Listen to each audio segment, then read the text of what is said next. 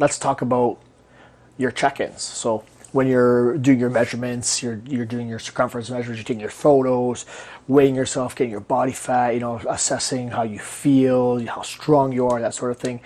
I think the most important thing to do at that moment in time is not to judge yourself. The check-ins are not a report card. They're not an assessment in terms of how much you're worth or what your value is.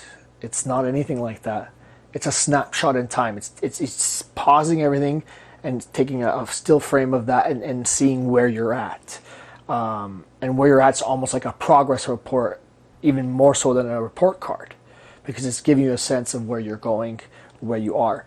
And then you start to compare your progress reports towards an end result that you have in mind. So, you don't want to be judging yourself. And I think one example that I use as a sort of contrast is like, you don't open up your bank account and say, oh, what's wrong with me?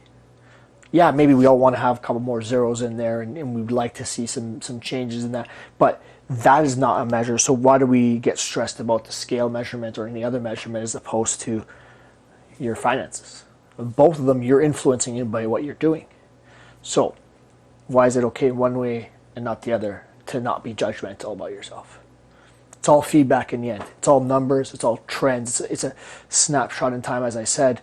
But what we're really interested in is a series of snapshots, looking at the trends over time and what is going into that and influencing that output, those trends, so you can focus on changing the dials and changing the inputs. So, of course, use more than one measure. Don't just use weight. And I know a lot of people really tie a lot into the weight of things that, no pun intended, but it's really probably the least important, the least indicative type of measurement.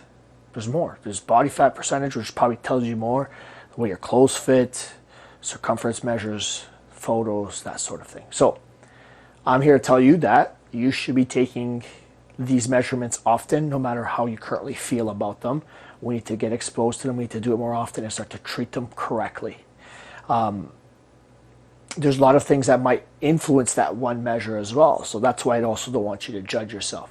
The amount of salt you've taken in, the amount of food you've taken in, the carbs versus other stuff you've taken in, how much exercise you've done, the time of day, sweating, like all these things have an effect on your measurements. That's why when we take a measurement, it's just a single data point, and what you're looking at is a bunch of data points and seeing the trend over time, a series of snapshots and taking the trend over time, as opposed to one particular measure. So here I am saying, yes, you need to check in no matter how you feel about it. You need to become objective about it.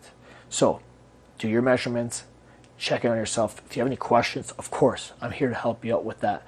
But in the end, don't judge yourself. This is not a report card. It's just a progress report.